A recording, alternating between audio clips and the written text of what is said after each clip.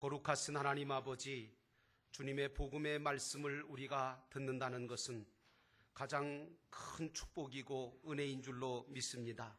오늘도 하나님께서 저희들을 이 자리에 불러주셔서 하나님 앞에 신령과 진정으로 예배하게 하시고 주의 말씀을 듣게 하시니 감사합니다. 하나님의 말씀을 듣는 자가 복이 있다 하신 하나님, 오늘도 이 마지막 시대를 살아가는 저희들이 하나님의 말씀으로 무장하게 하시고 이 말씀으로 교훈받게 하셔서 바른 길 가게 하시고 하나님의 영광을 위해 살아가는 능력 있는 주의 종들 되게 하옵소서. 이 시간도 성령께서 전하는 자나 듣는 자나 다 함께 귀한 은혜를 받도록 역사해 주시기를 예수님의 이름으로 간절히 기도하였사옵나이다. 아멘. 마가복음 1장 38절에 보면요, 예수님께서는 너무 많은 사람들이 잘못된 기대와 잘못된 소망을 가지고 예수님을 찾아오니까 뭐라고 말씀하셨느냐 하면 이렇게 말씀하셨어요. 우리가 가까운 여러 고을로 가자. 내가 거기에서도 말씀을 선포해야 되겠다. 나는 이 일을 하러 왔다 라고 말씀을 하셨어요. 예수님은 우리의 소원을 이루어 주시기 위해서, 육신의 질병이나 어떤 돈을 많이 벌게 하기 위해서 오신 분이 아니에요. 예수님은 세상의 어떤 세상적인 것들을 하기 위해서, 세상의 일을 하기 위해서 오신 분이 아니라 천국 복음의 말씀을 전하심으로 모든 사람을 구원의 길로 인도하시고, 그리고 천국 복음을 전파할 때마다 일어나는 그 역사를 통해서 영혼 구원의 역사를 일으키기 위해서 오신 분이십니다. 그래서 예수님께서 천국 복음을 전파하시는 곳마다 사람들이 몰려들어서 그 말씀을 듣는 가운데 큰 은혜를 받았고 또 믿음을 갖게 되었고, 그 믿음으로 말미암아 귀신도 나가고 질병까지도 고침받게 되었는 줄로 믿습니다. 하지만 그 무리 중에서 다 믿고 다 따르는 것은 아닙니다. 서기관들 같은 사람들은 주님의 말씀과 역사를 듣고 보면서도 예수님을 절대로 구세주로 하나님으로 믿지를 못했어요. 도리어 예수님 때문에 자신들의 종교적인 위치와 권위가 흔들릴 것 같아서 어떻게 해서든지 흠을 잡아서 예수님을 책을 잡아서 이단으로 몰려고 지켜보고 있었던 거예요. 그럼에도 불구하고 오늘 예수님은 그런 것에 아랑곳하지 아니하시고 친구 4사람에 의해서 침상채 데리고 왔던 그 중풍병자를 향해서 뭐라고 선포하시느냐 하면, 소자야 내 죄를 용서받았느니라 이렇게 선포하시고 그 침상을 가지고 돌아가게 치유해 주심으로 말미암아 당신 스스로가 죄를 사하실 수 있는 하나님이시고 메시아이고 그리스도라고 하는 사실을 증거해 주신 겁니다. 여러분, 지금까지 인류가 가진 최대의 문제고 풀지 못한 난제 중에 난제가 뭔지 아십니까? 그것은 바로 인간이 어떻게 하면 죄에서 자유함을 얻을 것이냐, 인간이 어떻게 해야 죄를 용서받을 수 있겠느냐, 이 문제가 인류가 가진 최대의 문제고 어떤 종교도 풀지 못한 문제입니다. 그런데 이 문제에 대해서 세상 모든 종교는 대답을 주느냐? 대답을 못 줘요. 어떤 해결책도 제시하지를 못했어요. 죄의 문제를 해결하지 못했단 말이에요. 하지만 하나님이셨던 예수 그리스도가 육신을 입고 이 땅에 오셔서 친히 십자가에 달려 죽으심으로 이 문제를 해결하셨다는 것이 바로 기독교의 놀라운 복음의 핵심인 줄로 믿습니다. 그러므로 예수를 믿는 기독교인들은 예수 그리스도를 통해서 내가 죄사함 받았다는 확실한 체험을 가지고 있어야 돼요. 이런 죄사함에 대한 확실한 체험이 없으면 구원을 받았으면서도 불구하고 여전히 죄와 가까이 하고 그 결과로 주님을 다시금 십자가에 못 박는 일을 반복해서 일으키게 되는 거예요. 출애굽을 했던 이스라엘 백성들이 가나안을 바라보고 가나안을 향해서 가기보다는 애굽을 그리워하고 애굽에서 먹던 마늘과 부추와 고기 맛을 떨쳐버리지 못하고 심지어는 애굽으로 돌아가겠다는 운동이 일어나지 않았습니까? 결국 이런 자들은 하나님 앞에 범죄하게 되었고 더 이상 구원을 이루지 못하고 광야에서 다 엎드러져서 죽고 말았다고 성경은 말하고 있습니다. 그러므로 구원받은 백성들은 죄에 대해서 민감하게 반응하면서 죄를 멀리하고 죄사함 받은 자다운 그런 거룩한 삶을 사는 것이 중요하다는 것입니다. 여러분도 잘 아시겠지만 이스라엘 백성들이 애굽에서 430년 동안 종살이하다가 하나님의 은혜로 말미암아 해방을 받았잖아요. 그래서 이제 홍해바다를 건너서 광야길로 들어섰지요. 이 광야에서 40년간 살면서 가나안 복지를 향하여 한 걸음 한 걸음 내딛게 됐습니다. 우리 신앙생활이 그거예요. 예수 그리스도를 통해서 홍해바다를 건너고 죄와는 상관없는, 세상과는 이제 더 이상 상관이 없는 하늘나라 시민권자로 하나님의 백성으로 우리는 가나안 복지를 향하여 걸어가고 있는 자들인 줄로 믿습니다.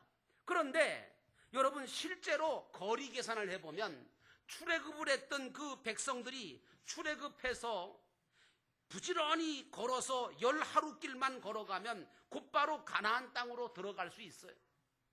그런데 하나님께서는 막바로 들어가게 하지 않으시고 40년 동안을, 10하루면 갈 수 있는 가나안 땅을 40년 동안을 광야에서 돌게 하셨어요. 살게 하셨단 말이에요. 시내산에 끌고 가더니 율법을 주시고 온갖 일들을 다 겪도록 하시고, 어떨 때는 배고픔으로, 어떨 때는 정말 목마름으로, 왜 그렇게 온갖 고난을 다 겪도록 하셨는지. 그런데 그 이유를 성경은 뭐라고 얘기하는 줄 아십니까? 하나님께서 그렇게 하신 이유는 이스라엘 백성들로 하여금 겸손해져서 하나님을 믿고 의지하게 만들고, 그리고 그들이 가졌던 430년 동안 그들이 아주 젖어왔던 애굽적인 요소들을 다 뽑아주시려고 그렇게 하셨다는 거예요. 하지만 이스라엘 백성들은 그런 하나님의 뜻과 의도를 전혀 모르고 광야 40년 생활 속에서 애굽적인 요소를 뽑을 생각은 하지 아니하고 오히려 하나님에 대하여 원망하고 하나님이 주신 일들에 대해서 불평하면서 애굽을 그리워하고 애굽 생활을 더 좋게 여겨서 돌아가려고 했던 거예요. 하지만 여러분 아시겠지만 홍해바다를 건너고 출애굽한 이스라엘 백성들 중에 어느 한 사람이라도 애굽으로 돌아간 사람이 있습니까? 없습니다. 못 돌아갑니다. 이처럼 하나님의 은혜로 말미암아 홍해바다를 건넌 백성들은 결코 다시 돌아갈 수가 없고, 다만 가나안 저천국을 향해 가야 되는 거죠. 그렇지 않으면 광야에서 다 죽는다는 것이 성경이 주는 교훈이에요. 어떤 분이 이 말을 들으시고 뭐라고 얘기하시느냐 하면, 어차피 애굽에도 돌아가지 못하고 가나안 땅을 향하여 가야만 한다면 그 이스라엘 백성들을 왜 괜히 불평불만을 하고 그거 하지 말고 가나안 땅에 들어갈 준비나 부지런히 잘하지, 왜 미련맞게 광야에서 불평불만하다가 방황하다가 왜 바보같이 죽었는지 모르겠다고. 여러분, 맞아요. 이분 말이 맞다고요. 오늘 우리는 이제 애굽 세상과는 상관이 없는 하늘나라에 속한 백성들인 줄로 믿습니다. 그러므로 저천국 가나안을 바라보고 그곳에 들어가서 살 수 있는 영적 체질로 이 광야 같은 인생 속에서 자기 자신을 만들어가는 거, 이게 바로 신앙생활이에요. 그러니까 신앙생활 헛되게 하지 마셔야 돼요. 바르게 하시라고요. 그런데 우리의 고민이 뭔지 아세요? 내가 죄사함 받은 것도 사실이고 구원받은 것도 사실이지만 아직도 내 안에는 죄 지을 생각이 너무너무 많고, 실제로 수없이 죄를 짓고 사는 게, 이게 우리한테 얼마나 많은 갈등을 가져다 주고 고민을 가져다 주고 문제가 되는지 몰라요. 분명히 사도 바울은 로마서 6장 23절에 죄의 삭은 사망이라고 분명히 선언을 했고, 그러면 예수를 믿고 죄를 지으면 죽고 구원받지 못하게 되는 거냐 하는 의문이 생기잖아요. 또 사도 요한 같은 분은 요한일서 3장 9절에 하나님에게로부터 난 사람은 누구나 죄를 짓지 않습니다. 하나님의 씨가 그 사람 속에 있기 때문입니다. 그러므로 그는 죄를 지을 수가 없습니다. 그가 하나님에게서 났기 때문이라고 이렇게 말했는데, 이 말씀을 우리가 살펴본다면 믿는 자는 죄를 지어서도 안 되고 지을 수도 없다는 말씀인데, 우리 현실을 돌아보면 전혀 그렇지 않잖아요. 우리가 예수를 믿었다, 죄사함 받았다, 구원받았다 하면서도 여전히 우리는 죄 가운데 크고 작은 죄를 짓고 살고 있는데, 이걸 우리가 어떻게 받아들여야 되고 이걸 어떻게 우리가 해결을 해야 되느냐, 이 말이에요. 근데 이 사실을 경험했던, 뼈저리게 경험했던 사람 중에 한 사람이 누구냐면 사도 바울입니다. 사도 바울이요, 로마서 7장 25절에 이 경험을 하고 뭐라 그러냐면, 우리 주 예수 그리스도를 통하여 나를 건져주신 하나님께 감사드립니다. 그러나 나 자신을 내가 돌아보니까 마음으로는 하나님의 법을 섬기려고 하는데 육신으로는 죄의 법을 섬기고 있습니다. 그러면서 그렇게 고백하면서 나는 곤고한 사람입니다. 이 곤고함에서 누가 나를 건져줄 수 있겠습니까? 라고 표현하고 있는 겁니다. 오늘 우리가 예수 그리스도를 통해서 받은 바 가장 큰 은혜가 무엇입니까? 가장 큰 축복이 무엇입니까? 가장 큰 은총이 무엇입니까? 바로 그것은 우리의 영혼의 죄인 원죄를 사함받아 사망에서 생명으로 옮겨진 것인 줄로 믿습니다. 그래서 이걸 가리켜서 기본 구원이라고 합니다. 이미 받은 구원이죠. 여러분들과 저는 이미 구원을 받은 자들입니다. 오늘 예수님께서도 중풍병자에게 내 죄사함을 받았다고 선포하셨는데, 이것은 바로 그의 육신의 죄를 사하신 게 아니라 영혼의 원죄를 씻어주시는 기본 구원의 은혜고 은총의 선포인 것입니다. 자, 그런데 이런 자는, 다시 말하면 영혼의 죄를 씻어주신 이런 사람은 하나님에게서부터 난 사람으로서 그 속에 하나님의 씨가 들어있음으로 인하여 영적으로는 절대로 죄를 짓지 않습니다. 여러분, 이걸 명심하십시오. 여러분들의 육체는 죄를 지을지 몰라도 여러분들의 영혼은 날마다 주님을 바라보고 있고, 날마다 찬송하고 있고, 날마다 하나님께 가까이 가려고 하고 있고, 여러분들의 영혼은 절대로 죄를 짓지 않습니다.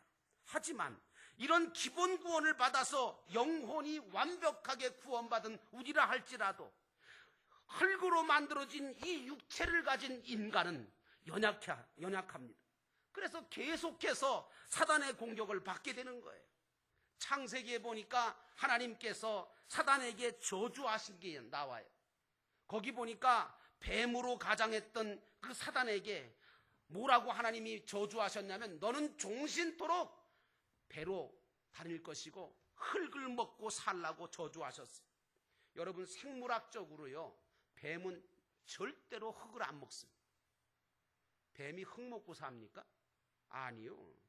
다만 살아있는 것들을 먹죠. 개구리라든가 뭐 이런 걸 먹죠. 자, 그렇다면 하나님의 말씀은 틀린 말씀입니까? 아니죠. 하나님의 말씀은 영적인 교훈이시지요. 그러므로 이 말씀의 영적인 교훈은 무엇입니까? 영적으로 사단은 흙으로 만들어진 육체를, 우리의 육체를 공격하여 먹고 살아가도록 저주받은 짐승이에요. 그래서 사단은 지금도 우는 사자처럼 우리의 정신과 마음과 육체를 공격해서 병들게 만들고 불안하게 만들고 두렵게 만들고 힘들게 만드는 거예요.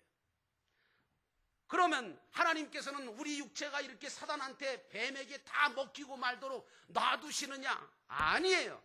하나님께서는 우리에게 약속을 주셨어요. 뭐라고 약속해 주셨어요? 요엘 선지자를 통해서 내가 말세에 내 영을, 성령을 물 붓듯이 너희의 육체에다가 부어주겠다 약속하신 거예요.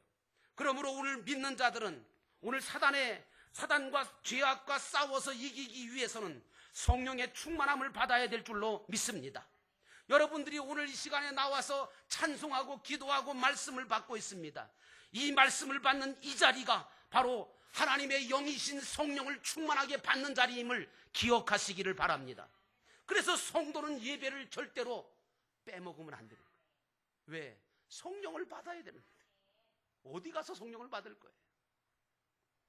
어디 가서 하나님의 진리의 말씀을 받고 어디 가서 하나님의 성령의 말씀을 들을 겁니까? 사도 요한은 이 사실을 알고 요한일서 5장 17절에 이렇게 말합니다. 불의한 것은 모두 죄입니다. 그러나 죽음에 이르지 않는 죄도 있습니다. 여러분, 죽음에 이르지 않는 죄도 있다는 거예요. 오늘 출애굽해서 홍해바다를 건넜던 이스라엘 백성들이 광야에서 때때로 불평불만하고 때로는 하나님의 사랑과 살아계심도 의심하고 때로는 우상을 섬기면서 수없이 반복해서 죄를 지어요. 왜 그렇습니까? 애굽의 요소를 아직도 갖고 있는 거예요. 옛사람의 요소. 그러다가 광야에서 대부분 다 죽었어요. 이 죽음은 영원한 멸망의 죽음이 아니에요. 이 죽음은 바로 예수를 믿지 않아서 영원한 멸망을 당하는 죽음이 아니라 이루어가야 할 것을 이루지 못하고 중단되어 버린 죽음이고 이루어가야 될 상급구원에서 실패한 죽음을 말하는 것입니다. 나는 여러분들이 인생 40년 광야길에서 실패하고 죽는 인생 되지 말기를 주의 이름으로 축원합니다. 이런 실패한 사람들은 가나안 땅에 들어가서 받을 땅과 기업과 상급이 면류관이 없는 것을 우리에게 교훈해 주시고 있는 겁니다. 왜 오늘날 많은 구원받았다는 사람들이, 왜 목사라고 하는 사람이, 왜 장로라고 하는 사람이, 왜 믿는다고 하는 사람들이 그렇게 타락하고 애굽 세상과 짝하고 물질에 넘어가고 하나님의 살아계심을 믿지 않고 죄를 지으면서 살아갈까? 그것은 바로 죄사함을 받았다는 확신이 없기 때문이고 하늘나라에 소망을 두지 않고 살다가 사단의 공격을 받아서 그렇게 넘어지는 거예요. 그래서 성령의 충만함을 받아야 되는 겁니다. 그래서 요한일서 3장 2절부터 6절에는 사도 요한이 이렇게 말합니다. 그러므로 그리스도 안에 머물러 있는 사람마다 죄를 짓지 않습니다. 죄를 짓는 사람마다 그를 보지도 못한 사람이고 알지도 못하는 사람입니다 라고 말하고 있어요. 그러므로 사랑하는 여러분, 이제 우리는 하나님이 주신 진리의 말씀을 충만하게 받아서 주님을 바로 알고 믿고 하늘나라에다가 소망을 두기를 원합니다. 이렇게 살 때에 죄와는 멀어지게 되는 것이고 천국이 우리 안에 이루어지게 되는 것입니다. 오늘 하나님은 저와 여러분에게 죄사함을 주셔서 정죄함을 받지 않고 죄와는 전혀 상관없이 살아갈 수 있는 자로 이미 만들어 주셨습니다. 그래서 바울은 로마서 8장 1절에 이렇게 말합니다. 그리스도 예수 안에 있는 사람에게는 정죄함이 없습니다. 이것은 하나님께서 그리스도 안에 있는 사람들이 죄와 상관없게 하시겠다는 말씀입니다. 그렇다고 해서 그리스도께서 나와 죄와 상관이 없게 하셨다고 해서 마음 놓고 죄를 지어도 된다는 말씀으로 받아들이지 않기를 원합니다. 여러분, 우리는요 마음뿐 아니라 육신도 하나님의 법을 따라서 섬기면서 죄에 대해서는 질색하는 삶을 살 줄 알아야 돼요. 우리말 큰 사전을 질색이라고 하는 말을 찾아보니까 숨이 꽉 막히거나 속이 터질 지경으로 몹시 싫어하거나 놀라거나 꺼리는 것이라고 되어 있더라고요. 이처럼 우리 믿는 사람들은 죄에 대해서는 몹시 싫어하고 놀라고 꺼릴 줄 알아야 돼요. 여러분, 비단천을 짜는 명주실을 만들어내는 그런 누에라고 하는 그런 생물을 아십니까? 누에. 이 누에는요 자라면서 특징이 있어요. 뭐냐? 누에는 자라가면서요 자기가 싫어하고 가리는 게 너무 많아요. 너무 예민한 거예요. 어느 정도냐? 예를 들어서 통곡하는 소리, 이거 못 참는데요. 통곡하는 소리. 그러니까 누에 옆에는 우는 소리 내면 안 되는 거죠. 또 성내고 욕하는 소리, 칼이 부딪히는 소리라든가, 심지어는 연기나 생선 굽는 냄새도 싫어하고요, 저녁 햇살이나 바람까지도 싫어한대요. 이런 것들의 영향을 계속 받으면 누에는 자라지 못하고 결국에는 죽고 만답니다. 그만큼 예민한 거예요. 싫어하는 거예요. 질색하는 거죠. 누에는 이렇게 좋지 않은 것들을 어려서부터 계속해서 멀리하면서 몇 번의 허물을 벗고 성장하게 되면서 마지막에 가서는 그 입에서 고운 실크, 다시 말하면 명주실을 만들어내고 품어내서 그것으로 실크 옷을 만들게 되고, 그리고 지금 오늘날에는 당뇨병 치료제까지도 만들어낸다고 그래요. 제가 왜 이 말씀을 드리는 줄 아세요? 여러분들은 누에처럼 사셔야 돼요. 이제 주님께 죄사함 받은 저와 여러분은 누에처럼 죄에 대해서 민감하게 반응하고 질색하면서 거룩한 삶을 살도록 애써야 될 줄로 믿습니다. 그래서 주님이 원하시는 가장 고운 그런 아름다운 것들을 생산해내야 됩니다. 그것이 바로 성령의 9가지 열매인 줄로 믿습니다. 나는 여러분들이 누에처럼 죄에 대해서는 질색하면서 세상과 짝하지 아니하고 하나님의 말씀을 온전하게 받아서 성령 충만함으로 말미암아 성령의 열매를 하나하나 맺어가시기를 주의 이름으로 축원합니다. 그래서 세상의 빛과 소금으로 빛을 발하고 맛을 내서 썩어가는 세상에서 주님 영광 드러내는 거룩한 삶을 살아가는 하나님의 사랑받는 열매 맺는 복된 성도가 다 되시기를 주의 이름으로 축원합니다. 우리 기도하시겠습니다. 기도하실 때 오늘 말씀을 기억하면서 하나님, 오늘 우리 모두가 거룩한 백성으로 살아가게 하옵소서. 정말 죄악과 멀리하고 하나님과 가까이 하는 삶을 살게 하시고 저 영원한 천국을 바라보면서 성령의 충만함을 받아 그 길을 잃지 아니하고 하나님 앞에 영광 돌리는 삶을 살게 하옵소서. 이 기도의 제목을 가지고 잠깐 동안 우리 함께 결단하면서 기도하겠습니다.